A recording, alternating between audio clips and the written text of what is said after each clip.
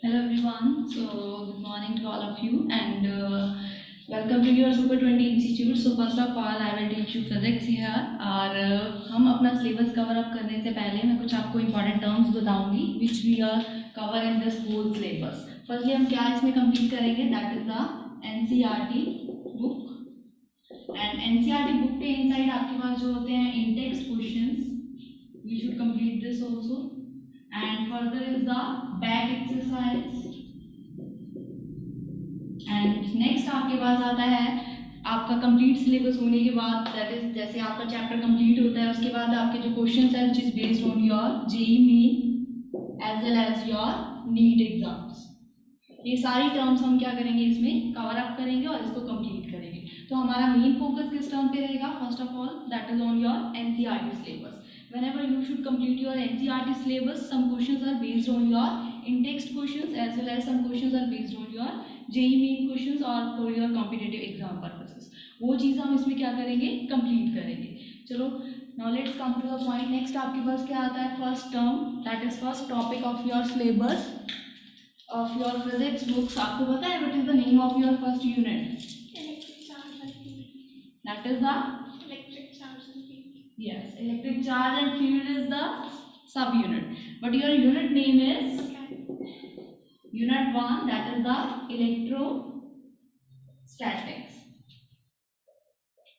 before starting the electrostatics, what is the meaning of the physics here? Who will tell me? Because we are teaching physics here now, what is the meaning of physics? Do you understand? Natural phenomenon. Study of natural phenomena or something else? Physics is the branch of science and deals with yes laws of nature and some experiments and experimental measurements। Clear? Do you know what is the meaning of the physics here? That is branch of science and which deals with the laws of nature as well as experimental determinations। So आपके physics के inside he आपके पास 12th class का जो first unit है वो है आपके पास electrostatics. Electrostatics जो फर्दर है it is divided into the two सब यूनिट्स जिसको हम क्या बोलते हैं chapter number 1 and chapter number 2 here. Chapter number 1 name is yes electric charges and field here। Next आपके पास क्या आता है? चैप्टर नंबर 2 आपके पास क्या है? Electric potential and capacitance here. First of all हम किसके ऊपर फोकस करेंगे? That is electric charges and field here.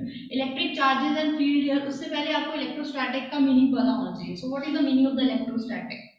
Main जो आपके पास फर्स्ट यूनिट है और जो फिजिक्स है आपकी 12th क्लास की वो आपके पास क्या है? इलेक्ट्रोडायनामिक्स का कॉम्बिनेशन या इलेक्ट्रोमैग्नेटिज्म का कॉम्बिनेशन है। उसमें इलेक्ट्रोमैग्नेटिज्म में आपके पास दो पार्ट्स आते हैं, एक तो आता है इलेक्ट्रोस्टैटिक, सेकंड आता है आपके पास electrodynamics.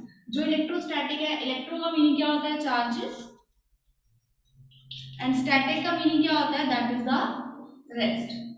That means we study the charges at rest positions. जितने भी चार्जेस है वो यहाँ पे क्या रहेंगे? रेस्ट पोजीशंस पे रहेंगे। उसकी हमने क्या करनी है? यहाँ पे स्टडी करनी है और उसी चैप्टर का नेम आपके पास क्या है? That is the electrostatics. तो आपका जो फर्स्ट चैप्टर है, फर्स्ट सब यूनिट है, यूनिट नंबर 1 का, वो है आपके पास electric charges and field here। That means it is a combination of the two words electric charges as well as the field here। So first of all we will see what is the meaning of the electric charges here, and after that we should go for the electric field। तो first of all हम कौन सी term के ऊपर focus करेंगे? Electric charges के ऊपर। Charge क्या होता है? This you already done in your lower classes, I think 9th 10th and 11th also। Charge क्या होता है? Tell me now any single word about charge।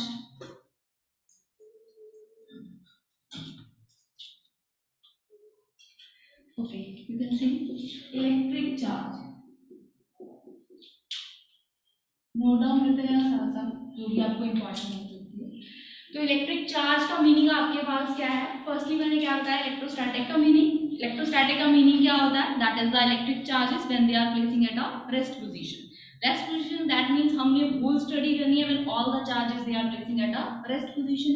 जैसे जैसे वो रेस्ट पोजीशंस पे हो गए, वो कैसे अपना इफेक्ट क्रिएट करते हैं, कैसे अपना फोर्स क्रिएट करते हैं और कैसे अपनी फील्ड को क्रिएट करते हैं, वही चीज हमने इसमें क्या करनी है, स्टडी करनी है। फिर हमने क्या कंसिडर किया, उसका एक सब यूनिट कंसिडर किया। वो आपका सब यूनिट क्या है, electric charges and field here.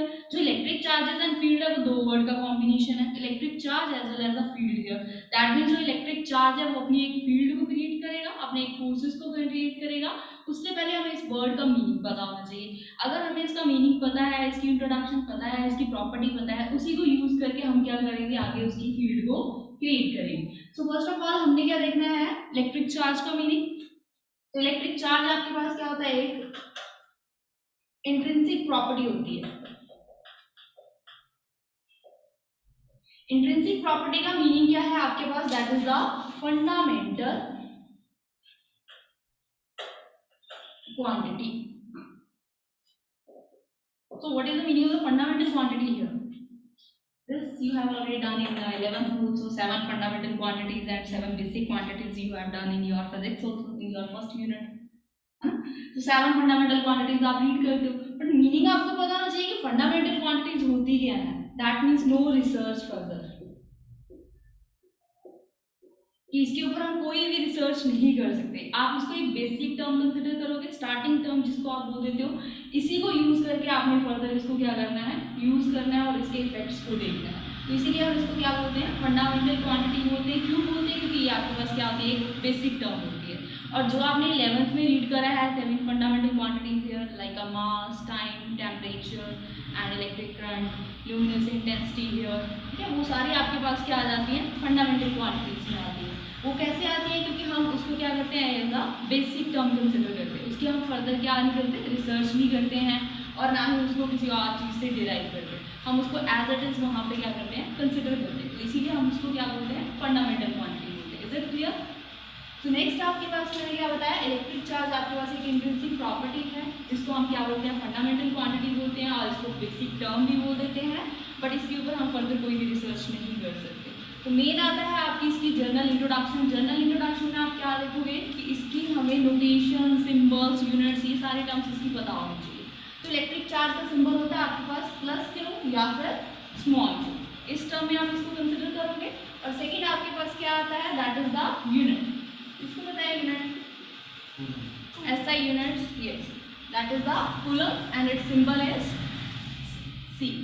और आपके पास आते हैं ये जो आपके पास इलेक्ट्रिक चार्ज है, it is a scalar quantity. Scalar quantity, it is a scalar quantity. So what is the meaning of scalar quantity here? It does not have a direction here. That means having only magnitude but no direction. इसकी कोई भी specific आपके पास directions नहीं होती है, but सिर्फ क्या होता है, मैग्नीट्यूड होता है। इसी के सामने आप इसको लिख लो इसकी इंट्रोडक्शंस के साथ, कि having magnitude but no direction. Clear? First बताया मैंने symbol, second is SI units and it is a scalar quantity. ये तो ही इसकी बेसिक इंट्रोडक्शंस। बेसिक प्रॉपर्टीज के फर्दर आपने क्या करना है, ये जो आपके पास चार्जेस है ये कितने टाइप्स के होते हैं, charges that is 2 types. 2 types में आपके पास क्या रहता है, first one is positive and second one is negative. First जो चार्ज है एक आपके पास उसकी पॉजिटिव पोलैरिटी रहेगी, सेकेंड आपके पास क्या रहेगी, उसकी नेगेटिव पोलैरिटी। पॉजिटिव चार्ज किसी भी ऑब्जेक्ट्स के ऊपर कब आता है, and they lose their electrons, जब वो अपने इलेक्ट्रॉन्स को क्या करता है, लूज करता है। बिकॉज ये प्रॉपर्टी आप अपने केमिस्ट्री में भी पढ़ते हो, the electron lose and they carry the positive charge here. और इसी के ऑपोजिट आपके पास क्या आ जाएगा, गेन ऑफ इलेक्ट्रॉन। यहाँ पे लिख लो gain of electron having the negative charge, और ये क्या आ जाएगा, लूज ऑफ इलेक्ट्रॉन। इसको आप क्या बोल सकते हो, डेफिशिएंट इन नेचर और rich in nature. That means इसमें क्या होता है, इलेक्ट्रॉन रिच होते हैं और दूसरे में आपके पास क्या होते हैं, इलेक्ट्रॉन डेफिशिएंट, मतलब उसके पास कमी होती है, वो लूज करते हैं अपने इलेक्ट्रॉन्स को, और इसीलिए उसके ऊपर कौन सा चार्ज आता है, पॉजिटिव चार्ज आता है। अब ये जो आपके पास चार्ज है बहुत ही स्मॉल क्वांटिटी है, क्या इसका मास एग्जिस्ट करेगा, यस और नो? इसका मास जो है वो एग्जिस्ट करता है। क्यों एग्जिस्ट करता है? क्योंकि ये आपके पास जो चार्ज है वो एक स्मॉल क्वांटिटी है और हमारे पास एक फंडामेंटल क्वांटिटी मास भी है, बेसिक क्वांटिटी जिसको आप कंसिडर करते हो। चार्ज जो है उसका कोई ना कोई मास भी जो है वो क्या करेगा, एग्जिस्ट करेगा। दैट मीन्स ये लाइन आप नोट डाउन कर लो, charge always comes along with mass. Charge जो है वो हमेशा मास के साथ ही कंसिडर किया जाएगा। क्या इसके ऑपोजिट टर्म एग्जिस्ट कर सकती है कि मास ऑलवेज हैव अ चार्ज? कोई भी ऐसे ऑब्जेक्ट है जिसका मास एग्जिस्ट कर रहा है, क्या उसके ऊपर चार्ज होगा? Which is not necessary. किसी के ऊपर पॉजिटिव होगा, किसी के ऊपर नेगेटिव होगा, किसी के ऊपर जीरो चार्ज होगा। दैट मीन जीरो चार्ज, ये जरूरी नहीं कि उसके ऊपर कोई ना कोई चार्ज एग्जिस्ट करे, वो न्यूट्रल ऑब्जेक्ट भी हो सकता है। बट जो चार्ज ऑब्जेक्ट होगा उसका मास जो है वो हमेशा क्या करेगा, एग्जिस्ट करेगा। सो नाउ अब हम क्या देखेंगे, what is the difference between them. Charge और मास के बीच का डिफरेंस क्या है? ठीक है, तो चार्ज और मास के बीच का डिफरेंस हमें देखना है। फर्स्ट आप यहाँ पे लिख लीजिए charge and here you will write the mass. Small difference से आपने इसको स्टार्ट करना है because we are saying that charge is always comes along with the mass है। अगर वो मास के साथ आ रहा है तो हमारे पास क्या है, इसकी कुछ प्रॉपर्टीज आती हैं। क्या डिफरेंस इसका रहेगा? चार्ज का सिंबल क्या होता है, क्यों हियर? मास का सिंबल क्या होता है, स्मॉल है। और charge having a polarity like a positive as well as negative here, मतलब ये टू टाइप्स में एग्जिस्ट करता है। But mass is always positive in nature, ये क्या रहेगा आपके पास, हमेशा पॉजिटिव रहेगा। Second thing, charge is independent on speed. कि चार्ज जो है वो स्पीड के ऊपर डिपेंड नहीं करता है। चार्ज है किसी एक ऑब्जेक्ट के ऊपर आपने प्लेस करवा दिया, कोई ऑब्जेक्ट है, सपोज दैट कोई बॉल ही है, उसके ऊपर पॉजिटिव चार्ज है। अगर उसको स्पीड अप करवा दे तो उसके ऊपर तो पॉजिटिव चार्ज ही रहेगा, चार्ज तो सेम ही जाएगा, वो उसकी स्पीड के ऊपर डिपेंड नहीं करता, मतलब उसके ऊपर कोई इफेक्ट नहीं आएगा, ना तो वो चार्ज कम होगा, ना तो वो चार्ज इंक्रीज होगा, ना ही वो डिक्रीज होगा। That means it is independent on the speed here. तो फर्दर आपके पास क्या आता है, मास की बात। मास जो है वो क्या करता है, depend on speed. That means mass जो है वो स्पीड के ऊपर डिपेंड करता है। अब मास जो स्पीड के ऊपर डिपेंड करता है, ये हम कैसे बोल सकते हैं, when the object is in a rest position. जब आपके पास वो ऑब्जेक्ट है वो रेस्ट पोजीशंस पे है, तब आपके पास क्या रहेगा कि आपका जो मास है ऑब्जेक्ट वो आपके पास डिफरेंट रहेगा, और जो आपके पास सेकेंड है जब वो मोशन में आ जाता है तब वहाँ पे आपके पास क्या रहेगी, उसकी डिफरेंट प्रॉपर्टी रहेगी। वो कैसे रहेगी, सपोज दैट आपके पास क्या है, रेस्ट पोजीशन पे है मास, वो टोटली क्या रहेगा, डिफरेंट। जब वही ऑब्जेक्ट किसमें आ जाता है, मोशन में आ जाता है, वो भी आपके पास क्या रहेगा, डिफरेंट रहेगा। दैट मीन्स रेस्ट पोजीशन में ऑब्जेक्ट का जो मास है वो ज्यादा होता है। जैसे ही ऑब्जेक्ट जो है मोशन में आ जाता है, तब अगर आप उसके मास को ऑब्जर्व करते हो तो वो आपके पास क्या रहेगा, कम हो जाएगा और डिफरेंट होगा as compare to the rest position. Clear? तो इसके लिए आपके पास एक बेसिक फॉर्मूला होता है मास का, जिससे आपके पास शो हो जाता है कि जो मास है वो डिपेंड करता है स्पीड के ऊपर। वो है आपके पास formula m is equal to m not square root of 1 minus v square divided by c square. I think आपने ये देखा होगा formula in your 11th class, नहीं? ग्रेविटेशनल्स में 6th यूनिट आता है ना आपका ग्रेविटेशंस का, उसमें आपने ये नोट किया होगा, उसकी प्रॉपर्टीज आती हैं लाइट की। तो ये आपके पास क्या है, m is equal to m not square root of 1 minus v square upon c square, where m is the mass of object. कोई भी अगर आप फॉर्मूला लिखते हो तो सभी का मीनिंग आपको पता होना चाहिए। क्लियर? सेकेंड है आपके पास m not, where m not is the rest mass. ये आपके पास क्या होता है, रेस्ट मास होता है, where v is the velocity and c is the velocity of light. ठीक है, वेलोसिटी ऑफ लाइट। तो ये आपके पास क्या है, मास का फॉर्मूला है। यहाँ से आपके पास क्लियर हो रहा है, जो मास है वो किसके ऊपर डिपेंड करता है, उसकी स्पीड के ऊपर, वेलोसिटी के ऊपर डिपेंड कर रहा है। That means it is dependent on the speed here. So this is the main difference और basic difference between the charge and the mass here. Simple सी टर्म्स हैं, पॉजिटिव नेगेटिव है, it always positive and independent of the speed here, but it can be depend. और उसका formula जो आपके पास क्या है, m is equal to m not 1 minus v square divided by c square and its square root. So next आपके पास main इसकी प्रॉपर्टीज आती हैं। फर्स्ट आपके पास प्रॉपर्टी आती है प्रॉपर्टीज ऑफ इलेक्ट्रिक चार्ज की, ठीक है। तो फर्स्ट आता है जो आपके पास है conservation, conservation of charge. That means ये जो आपके पास है इलेक्ट्रिक चार्ज है, it is conserved in nature. कि चार्ज जो है वो इजीली क्या हो जाता है, कंजर्व हो जाता है। ये आपने लोअर क्लासेस में भी पढ़ा है कंजर्वेशन की प्रॉपर्टी। तो what is the meaning of the conservation? It can neither be created nor be destroyed. That means charge can be conserved here, huh? That or we can say that charge can neither be created nor be destroyed, but can be transferred from one object to another object. ये तो इसकी basic definition है, ये आप सभी को पता ही है। इसको शॉर्ट टर्म में लिख लो, neither be created nor be destroyed, but can be transferred from one body to another. Clear? Charge जो है वो क्या हो सकता है, ट्रांसफर हो सकता है one object to the another object. Second things, एक अनदर वे है इसका, different methods, that is the total charge will remain constant of an isolated system. The total charge will remain constant. Sometimes ये भी definitions आप लोग लिखते हो, the total charge will remain constant of an isolated system. So what is the meaning of the isolated system here? I am saying that the total charge in an isolated system will remain constant. But एक word तो यहाँ पे different आ रहा है, वो different word क्या है आपके पास? Isolated system. टोटल चार्ज का मीनिंग तो आपको पता ही है कि जितना भी आपके पास total amount of the charge है उस ऑब्जेक्ट के ऊपर एग्जिस्ट कर रहा है वो हम कंसीडर करेंगे। बट हम यहाँ पे कह रहे हैं in an isolated system the total charge will remain constant. Clear? Isolated system का मीनिंग क्या है? इंसुलेटर।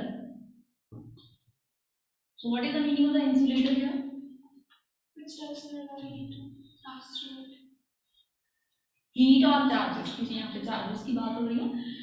तो जो मटेरियल क्या है अपने इनसाइड की प्रॉपर्टीज हैं, जो जितना भी चार्ज है वो अपनी सराउंडिंग्स में ट्रांसफर नहीं करता, उसके साथ एक्सचेंज नहीं करता, तो वो सारी चीज को, उस सिस्टम को आप क्या बोल देते हो? आइसोलेटेड सिस्टम बोल देते हो। क्योंकि उसकी जो वॉल है, वॉल्स होंगी आसपास, जो उसकी बाउंड्री बनी होती है वो इंसुलेटेड मटेरियल की बनी होती है। क्लियर? इंसुलेटेड मटेरियल की बनी होती है। दैट मीन्स जो सराउंडिंग्स में आपका जितना चार्ज प्रेजेंट है और इनसाइड ऑफ द सिस्टम जितना चार्ज प्रेजेंट है वो आपस में एक्सचेंज नहीं होंगे, ट्रांसफर नहीं होंगे, इसीलिए आप उसको क्या बोलते हो? That is the isolated system है। तो इसी को हम अंडरस्टैंड करने के लिए एक न्यूमेरिकल को यहाँ पे कंसीडर करेंगे। स्मॉल सा न्यूमेरिकल है, वहां से आपके पास शो हो जाएगा कंजर्वेशन की प्रॉपर्टी, और इसी के बेस पे आपके पास स्मॉल न्यूमेरिकल्स भी आते हैं which is based on your board exams also. So I am considering on system here. एक सिस्टम ने आपने कंसीडर किया और उसके ऊपर क्या है? डिफरेंट चार्ज वो एग्जिस्ट कर रहा है। क्लियर? और ये जो आपका सिस्टम है ये एक आइसोलेटेड सिस्टम है। आइसोलेटेड सिस्टम है, दैट मीन्स इसकी जो चारों बाउंड्रीज हैं, ये वॉल्स बनी हुई है, किसकी बनी हुई है? इंसुलेटेड मटेरियल्स की बनी हुई है। सपोज दैट इसके इनसाइड जो है different amount of the charge वो एग्जिस्ट कर रहा है। I am considering here +3 +2 and here is -2। Clear? इतना चार्ज इस पे एग्जिस्ट कर रहा है। एंड फर्दर ये आपके पास क्या है? रेस्ट पोजीशन पे है। जब मैंने इस चार्ज को, इस ऑब्जेक्ट को, इस सिस्टम को मोशन में क्रिएट करा, दैट मीन जैसे आप एक बॉक्स लेते हो, सपोज दैट ये बॉक्स ही है, इसके इनसाइड नंबर ऑफ चार्जेस, आप इसको शेक करते हो, शेक किया, मोशन किया, तो ये चार्जेस आपस में क्या हो रहे हैं? शफल हो रहे हैं। ये क्या है? डिफरेंट डायरेक्शंस में मूव कर जाएंगे, डिफरेंट डायरेक्शन में मूव करेंगे, हियर एंड समवेयर एल्स। तो ये अपने इनसाइड ऑफ द सिस्टम के अपनी चार्ज की प्रॉपर्टी को चेंज कर सकते हैं। सपोज दैट ये इसके साथ कंबाइन हो गया या नहीं हुआ, ये स्प्लिट हो गया, मतलब different amount of the charge आ गया आफ्टर मोशन। हमने इस सिस्टम के इनसाइड मोशन को क्रिएट करा। जैसे हमने मोशन को क्रिएट करा, बाहर की बाउंड्री तो इंसुलेटर है, but inside of the system तो वो अपने आप को चेंज कर सकते हैं, अपनी डायरेक्शन को चेंज कर सकते हैं, अपनी पोजीशन को चेंज कर सकते हैं और अमाउंट ऑफ द चार्ज को चेंज कर सकते हैं। So we are spacing here, तो यहाँ पे आपके पास चार्ज आ गया 2 and here is 4 also. So what is the amount of the third charge? We don't know what is the value of the third charge. कि आपने एक सिस्टम को चेंज कर दिया, टोटली वहाँ पे अमाउंट ऑफ द चार्जेस की value change होगी। आपको कैलकुलेट करना है ये थर्ड चार्ज कितना है, अननोन चार्ज की वैल्यू कैलकुलेट करनी है। बट क्वेश्चन बोला गया है कि आइसोलेटेड सिस्टम है और इस पे आप कौन सी प्रॉपर्टी को यूज करोगे, कंजर्वेशन ऑफ द चार्ज की प्रॉपर्टी को यूज करोगे। कंजर्वेशन ऑफ द चार्ज की प्रॉपर्टी में मैंने बोला the total charge will remain constant. अब यहाँ पे हमने क्या कंसीडर कर लिया, टू सिस्टम को कंसीडर कर लिया, one when it is in rest positions and after the motion your system become second system. तो इसमें आपके पास क्या है, चार्ज की एडिटिव प्रॉपर्टी कंसीडर की जाती है। एडिटिव प्रॉपर्टी आपके पास क्या होती है, that is the total charge जैसे आप कैलकुलेट करते हो, टोटल चार्ज हम कैसे कैलकुलेट करते हैं, उन सभी का सम, अलजेब्रिक सम जैसे आप करते हो। सो फर्स्ट सिस्टम का आपके पास टोटल चार्ज कितना आएगा, +3 +2 एंड -2 हियर, ऐसे लिख सकते हो इसको। Similarly is equal to your second system, क्योंकि आपने इसके ऊपर टोटल सिस्टम की प्रॉपर्टी लगानी है। सेकेंड सिस्टम के ऊपर कितना चार्ज एग्जिस्ट कर रहा है, 2 coulomb +4 coulomb and third one we don't know, that is this is the unknown charge. हमने इसको क्या कंसीडर किया, x कंसीडर किया यहाँ पे। सो इसको कैलकुलेट करो, cancel out and here it become 3 and second thing is equal to your 4 + 2 is 6 + x here. Next आपके पास क्या है, ये मैथमेटिकल प्रॉपर्टीज है, आपने इसको x को कैलकुलेट करना है। x को आप कैसे कैलकुलेट कर सकते हो, 6 can shift towards the another side and it become negative, क्योंकि इसकी पोलैरिटी क्या होती है, to change their sign here which is equal to x and x is equal to -3। That means ये जो आपके पास चार्ज है x है वो कितना एग्जिस्ट कर रहा है, -3 एग्जिस्ट कर रहा है। समटाइम्स ऐसे आता है कि शो करना है ये both of the system they lies in equilibrium. अगर वो इक्विलिब्रियम की कंडीशन है दैट मींस यहाँ पे जितना टोटल चार्ज बन रहा है और यहाँ पे जितना टोटल चार्ज बन रहा है वो दोनों क्या होना चाहिए, इक्वल होने चाहिए। Here is 3 and here is 3 also, that means they lies in equilibrium also, or we can say that the total amount of the charge becomes 0 here as well as 0। तो वो कौन सी कंडीशन रहेगी आपके पास, equilibrium की conditions रहेगी। अगर to system में एक आपके पास अननोन चार्ज दिया हुआ है तो सिंपली आपने उसको क्या करना है, टोटल चार्ज के सम के साथ उसको इक्वेट कर देना है। टू सिस्टम्स को 2 है या 3 है तो वहां से आप क्या करोगे, उसके अननोन चार्ज की वैल्यू को कैलकुलेट कर दोगे। क्लियर आपको, ओके। सेकेंड आता है आपके पास, नेक्स्ट प्रॉपर्टी है इसकी, ये important property conservation of the charge, main यही आती है। तो स्टार्टिंग वाली प्रॉपर्टीज आपने करी वो तो उसकी जनरल इंट्रोडक्शन है, सिंपल क्या होता है, यूनिट्स क्या होता है। फर्दर आपके पास कंजर्वेशन ऑफ चार्ज के बेस्ड क्वेश्चंस भी आते हैं जो 1 मार्क्स के एमसीक्यूज आते हैं। टोटल चार्ज कितना रहेगा, एक अननोन चार्ज है तो उसकी वैल्यू को कैसे आप कैलकुलेट करो। सेकेंड प्रॉपर्टी आपके पास रहती है that is the quantization of the charge है।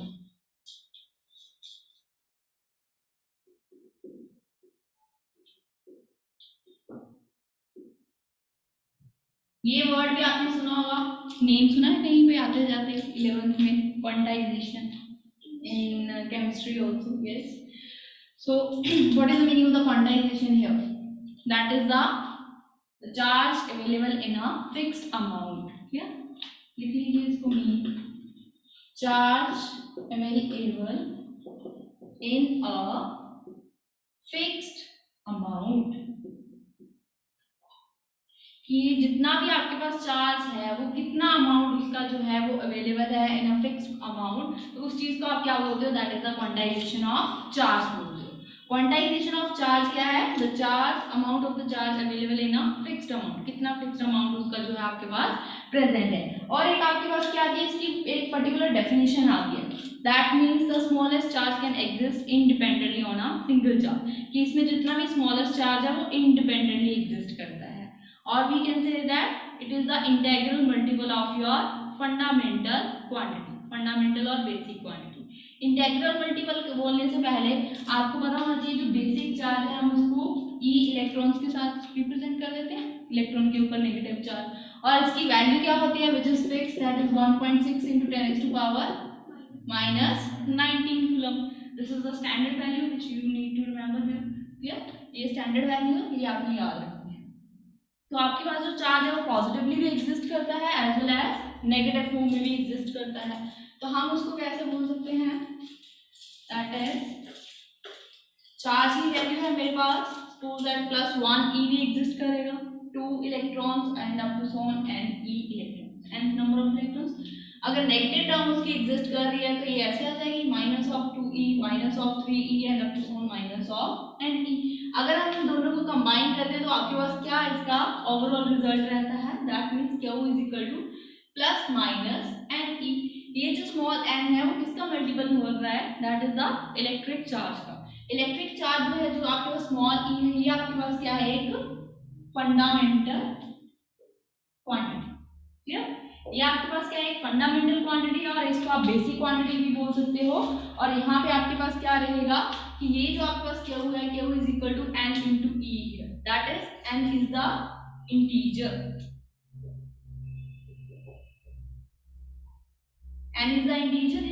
इंटीजर की value 1 2 3 and up to so on. ये नेगेटिव टर्म में भी हो सकती है, पॉजिटिव टर्म में भी हो सकती है। और भी केस है दैट, अब इसको वर्डिंग में आप कैसे लिखोगे, it is the integral multiple of the fundamental quantity. ये जो आपके पास चार्ज है, क्वांटाइजेशन ऑफ द चार्ज है, दैट मीन्स ये हमेशा क्या होता है, integral multiple of the fundamental quantity. Clear? Note down on your notebook also.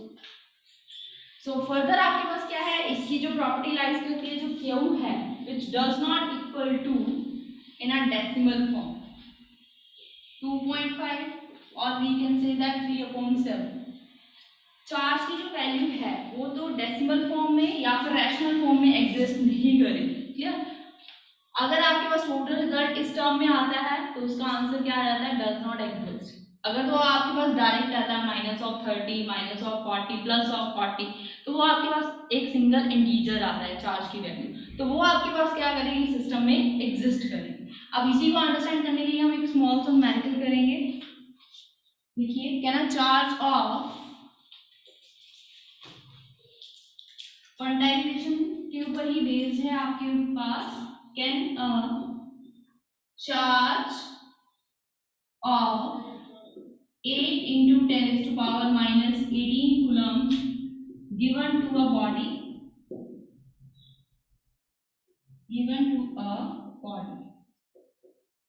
Question को ध्यान से अंडरस्टैंड करो। क्या हम चार्ज, इतना चार्ज किसी बॉडी को दे सकते हैं, यस और नो? यस और नो में आंसर आना है, it is a 1 marks question only. तो आपने इसको सॉल्व करना है। माइंडली तो हम सोच नहीं सकते कि चार्ज एग्जिस्ट करेगा या नहीं करेगा। कौन सी प्रॉपर्टी को सॉल्व करना है यहाँ पे, क्वांटाइजेशन ऑफ द चार्ज है। क्वांटाइजेशन ऑफ द चार्ज का आपके पास क्या फॉर्मूला रहा, Q is equal to plus minus N, और directly we can use here N into E here. Q is given according to the questions, what is given here, that is Q, क्योंकि ये Coulomb's लिखा हुआ है, ये charge की value है। Solve करिए इसको, 8 into 10⁻⁻18 is equal to n, we don't know, we need to find the value of the small n here, and here is the standard value। standard value इसकी क्या होती है, 1.6 into 10⁻⁻19। अब इसको कैलकुलेट करो, ये तो आप कर सकते हो इजीली। क्या आपने calculate, yes 50 is the integer और नॉट, Yes. ठीक है। अब आप इसको डिवाइड करोगे और इसको कैलकुलेट करने के बाद you will get the value of that is n is 50 here, 50 coulomb. ये आपके पास क्या आ रही है, एक पॉजिटिव वैल्यू आ रही है। पॉजिटिव वैल्यू आ रही है, दैट मींस ये जो चार्ज है वो आपके पास क्या करेगा, एग्जिस्ट करेगा। क्लियर? और इसका आंसर क्या रहेगा फिर, यस। सपोज दैट अगर यही वैल्यू आपके पास नेगेटिव में आती तब भी आंसर यस होना था, बट अगर ये वैल्यू आपके पास डेसिमल में आती है, डेसिमल में एग्जिस्ट कर रही है, तो आपके पास क्या आना था answer, no. No we can not give a charge to the body. Clear? तो ये वैल्यू आपके क्वेश्चंस में चेंज हो सकती है, ऐसे आपके पास इन टेक्स्ट क्वेश्चंस और स्मॉल स्मॉल एग्जांपल्स भी होंगे एनसीईआरटी बुक में। तो ये चीज जैसे जैसे आप प्रॉपर्टीज को रीड करोगे उसी के बेस्ड आपने क्वेश्चंस भी देखने हैं अपनी बैक एक्सरसाइज में। जो सिमिलर क्वेश्चंस होंगे ट्राई टू सॉल्व दिस, भी अगर नहीं सॉल्व होते हैं then you can ask me any time. Clear? तो नेक्स्ट आता है आपके पास how we can charge a body here.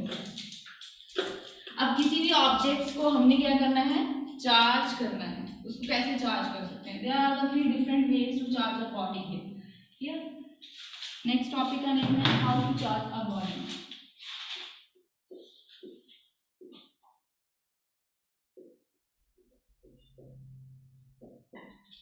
How to charge a body, that means there are the 3 different ways to charge a body here। First है आपके पास charging by conductors. Clear? Charging by conductors. Second आता है आपके पास charging by induction, and third आता है charging by friction. So firstly हम देखते हैं चार्जिंग बाय कंडक्शन, बोल देते हैं इसको कंडक्शन। ठीक है। कंडक्शन मेथड है, इसमें आपके पास क्या आता है, that is the direct contact. Meaning of this term is direct contact. Single word लिख लीजिए। If you know the meaning of some basic terms तो आप उसको वर्डिंग में खुद से लिख सकते हो in your own language. Clear. So इसका मीनिंग आपके पास क्या है, that is the direct contact. Direct contact is it is clear from its name that means we need to make a direct contact between the two objects. हम कोई भी दो objects लेंगे, उसके बीच में हमने क्या करना है, डायरेक्ट कांटेक्ट क्रिएट करना है। जैसे हम उसके इनसाइड डायरेक्ट कांटेक्ट को क्रिएट करेंगे तो बॉडी जो है वो चार्ज होना स्टार्ट हो जाएगी। सो डायरेक्ट कांटेक्ट बनाने के लिए हमें क्या करना पड़ेगा, we are considering here one is charged object, charged body or object, whatever you want to say, and second one is uncharged body. Uncharged body का मीनिंग क्या है, having no charge, zero charge or neutral object. So what is the meaning of the neutral object here? Having no charge. Having no charge कब बोल सकते हैं, when having a same number of protons and same number of electrons है।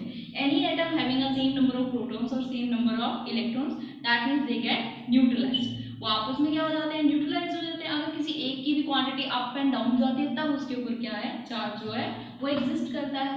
But इसके ऊपर हम ये नहीं बोल सकते कि होल ऑफ द बॉडी के ऊपर क्या है आपके पास, जीरो चार्ज है। दैट मीन्स ये क्या है, आपके पास अनचार्ज बॉडी है। वो क्यों है, क्योंकि having a same number of protons and same number of electrons, not a neutron, electrons. Clear. तो ये जो आपके पास प्रोटॉन्स और इलेक्ट्रॉन्स हैं वो आपस में क्या हो जाते हैं, न्यूट्रलाइज हो जाते हैं, कंबाइन हो जाते हैं, इसीलिए उसके ऊपर टोटल चार्ज क्या बन जाता है, दैट इज द जीरो है। That's why we are saying that it is a uncharge body और अ अनचार्ज ऑब्जेक्ट। क्लियर। तो अब हमने क्या बनाना है यहाँ पे, direct contact. We are considering two object, one is charge body, second one is uncharge body. हमने इस ऑब्जेक्ट को क्या करना है, चार्ज करना है। तो हम क्या करेंगे, इन दोनों के बीच में डायरेक्ट कांटेक्ट क्रिएट करेंगे। डायरेक्ट कांटेक्ट कैसे क्रिएट करते हैं, एक दूसरे के कांटेक्ट में आ जाए। जैसे ही आपने एक दूसरे के इसको कांटेक्ट में लाया, सपोज दैट इसके ऊपर क्या है, नेगेटिव चार्ज है, we are supposing charge body है, उसके ऊपर कोई ना कोई चार्ज तो आपको प्लेस करना पड़ेगा। Either you will place here the positive और you will place the negative charge here. One polarity you should put here. आपने क्या किया, एक नेगेटिव चार्ज बॉडी को कंसीडर किया, इसके ऊपर जो नेगेटिव चार्ज है it will start moving towards the another object, कि उसकी क्या प्रॉपर्टी रहती है, higher level to the lower level की तरफ उसने मूव करना है। जैसे टेम्परेचर मूव करता है ना, higher temperature to low temperature also. तो सिमिलरली हियर एक ऑब्जेक्ट के ऊपर मैक्सिमम चार्ज है, extra amount of the charge है, वो अपने चार्ज को क्या करेगा, ट्रांसफर करेगा towards the another object which is uncharge. तो ये जो आपके पास फर्दर जब आप इसको सेपरेट करते हो तो उसके साथ वाला ऑब्जेक्ट भी क्या हो जाता है, चार्ज हो जाता है। क्लियर। तो हाफ ऑफ द अमाउंट उसका क्या हो जाएगा, शिफ्ट हो जाएगा। क्या ये exactly half of the amount he shift होगा, या फिर स्मॉल अमाउंट उसका शिफ्ट होगा, या फिर एक्सेस अमाउंट में शिफ्ट होगा। Why it is equal in amount? Not in equal if both the objects are of same kind, both the materials are of same in nature, same in size and same medium के हैं, same material का है, then आपके पास half of the amount of the charge जो है उसकी तरफ क्या होगा, shift होगा।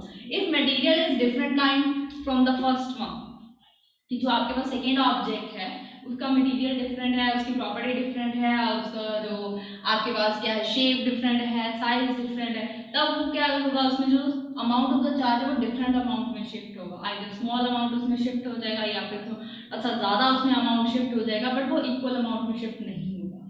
अगर दोनों आपके पास मटीरियल क्या है, जो है मटीरियल है that is of the same nature, same shape, same in size and same materials also, then आपके पास क्या होगा, हाफ ऑफ द अमाउंट जो वो शिफ्ट हो जाएगा towards the uncharge body. Now your uncharge object become a charge here. So this is the way how to charge a body by the conduction method, that is to make a direct contact here. Clear. One word आपने याद रखना है और वहीं से आपने automatically अपने जो सारे आंसर्स हैं वो क्या कर लेने, वहां से क्रिएट कर लेने। क्लियर। तो सेकेंड आता है आपके पास, that is the charging by induction. Charging by induction.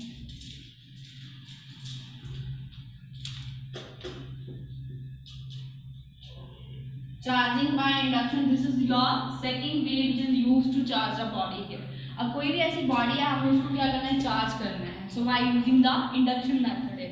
Induction method का मीनिंग आपके पास क्या है, without contact. Without contact. First हमने कहा दैट इज डायरेक्ट कॉन्टैक्ट, अब यहाँ पे बोल दिया without contact, that means no need to make a direct contact between the two objects. कौन से object, one is charge and second one is uncharge, कि हमने उनके बीच में डायरेक्ट कॉन्टैक्ट नहीं क्रिएट करना है। अगर डायरेक्ट कॉन्टैक्ट क्रिएट ही नहीं करना है तो बॉडी जो है वो कैसे चार्ज होगा, तो अभी हम उसको देखते हैं। We are considering here one charge body and second one is uncharge body. इसके नीचे लिख देंगे आप charge body and this one is the uncharged body। ठीक है, अब हमने क्या करना है, इनके बीच में डायरेक्ट कॉन्टैक्ट नहीं बनाना है।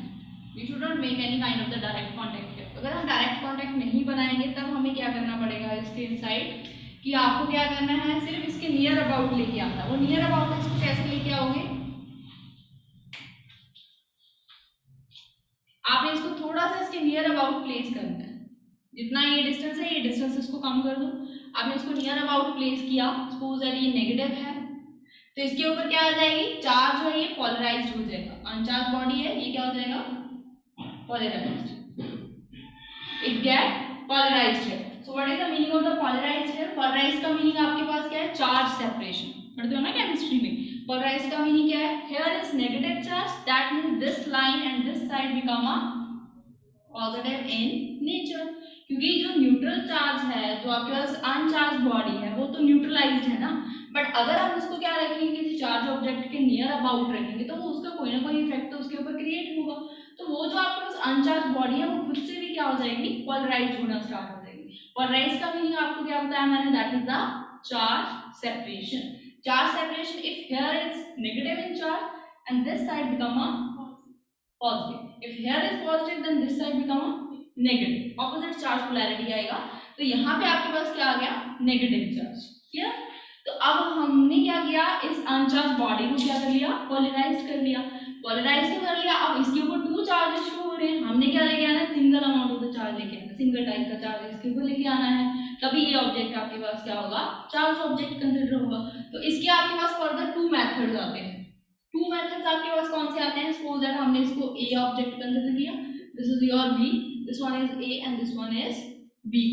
क्लियर, सेकंड ऑब्जेक्ट ले लिया, फर्स्ट सेकंड भी ले सकते हो, A B भी ले सकते हो इसको।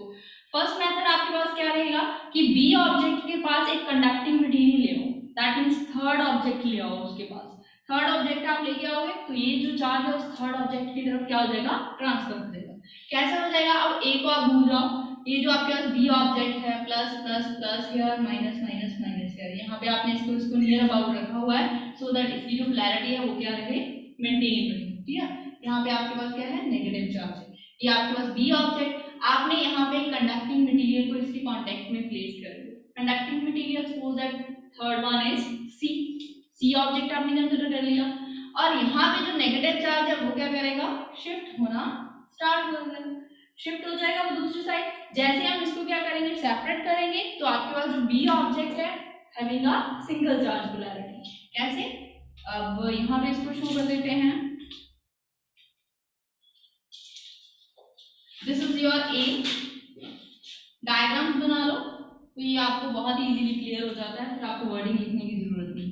दिस इज योर B, यार इसके ऊपर कौन सा चार्ज आ गया, positive, and this is your C having negative charge only. तो ये मेंटेन रहेगी B की पोलैरिटी, दोनों साइड उसके नेगेटिव चार्ज का एग्जिस्ट कर रहा है, क्योंकि आपने इसको क्या किया, एक कंडक्टिंग मटेरियल लेके आए, उसके पास कंडक्टर्स जो होते हैं, मेटल्स होते हैं लाइक, तो वो क्या करेगा, अपनी तरफ चार्ज को अट्रैक्ट कर लेगा। जो चार्ज है B ऑब्जेक्ट्स के ऊपर, वो नेगेटिव चार्ज दूसरी साइड क्या हो जाएगा, शिफ्ट हो जाएगा। पॉजिटिव क्यों नहीं शिफ्ट होगा, क्योंकि वो इसकी तरफ अट्रैक्ट हो रखा है इसके इफेक्ट्स के कारण। तो जैसे हम इन दोनों को अगेन से उसको क्या करेंगे, सेपरेट करेंगे, सेपरेट करने के बाद दोनों साइड्स पे आपके पास नेगेटिव चार्ज एग्जिस्ट कर जाएगा, और सेंटर में आपके पास क्या आ जाएगा, उसका पॉजिटिव चार्ज है वो क्या करेगा, एग्जिस्ट करेगा। तो इस वे से आपने क्या किया, अनचार्ज बॉडी को चार्ज किया by the without contact method. Clear, और इसको कौन सा मेथड बोलते हो, बाय इंडक्शन। और सेकेंड थिंग, इस स्टेप के बाद एक आप इसका अनदर स्टेप भी यूज कर सकते हो। सपोज दैट किसी ने कहा कि मैंने नहीं कंडक्टर्स को यूज करना, तो हम कोई और एक्स्ट्रा मटेरियल लेंगे। आपको पता है earth is a good conductor, सुना होगा आपने, earth is a good conductor. तो आपके घर की जो वायर्स है वो भी अर्थिंग की होती है, क्योंकि जितने भी एक्स्ट्रा इलेक्ट्रिक चार्ज है वो क्या हो जाना चाहिए, अर्थ हो जाना चाहिए। यहाँ पे अब हम क्या करेंगे, चार्ज की पोलैरिटी को तो हमने क्रिएट कर दिया, अब यहाँ पे हम इसको क्या करेंगे, अर्थिंग करेंगे। अर्थिंग का मीनिंग क्या है कि हम इसको क्या करेंगे, अर्थ के साथ कनेक्ट करेंगे, बिकॉज जो अर्थ है वो क्या होती है, सोर्स ऑफ द चार्जेस होता है। सोर्स ऑफ द चार्जेस, जितने भी चार्जेस वो अपनी तरफ उसको अट्रैक्ट कर लेता है और उसको न्यूट्रलाइज कर लेता है। यहाँ पे आपके पास है positive charge and here it is negative. हमने क्या करना है, इसको अर्थ करना है, अर्थिंग। अर्थिंग का सिंबल क्या होता है, बना लो यहाँ पे अर्थिंग का सिंबल, बिगर लाइन, स्मॉल स्मॉल स्मॉल, यहाँ पे लिख लो अर्थिंग, ठीक है। आपने इसको अर्थ किया तो जितना भी पॉजिटिव चार्ज है वो नेगेटिव चार्ज है वो मूव कर जाएगा अर्थ की डायरेक्शन में, या फिर अर्थ से पॉजिटिव चार्ज आएंगे और इसको क्या कर देंगे, न्यूट्रलाइज कर देंगे। तो अर्थिंग करने के बाद जब इसको आप क्या करते हो, सेपरेट कर लेते हो, then you will get the same result, that is the B having a positive charge only. तो बी के ऊपर कौन सा चार्ज रहा, पॉजिटिव चार्ज, क्लियर। तो इस वजह से आपने क्या किया, उसको सेपरेट किया, इसको चार्ज को सेपरेट किया by using the two methods here. एक आपके पास क्या रहा, by using the conductor material से, और सेकंड आपके पास क्या रहा, by using the earth, clear. Third आपके पास रहेगा that is the charging by friction. Is it clear to all, first and second way?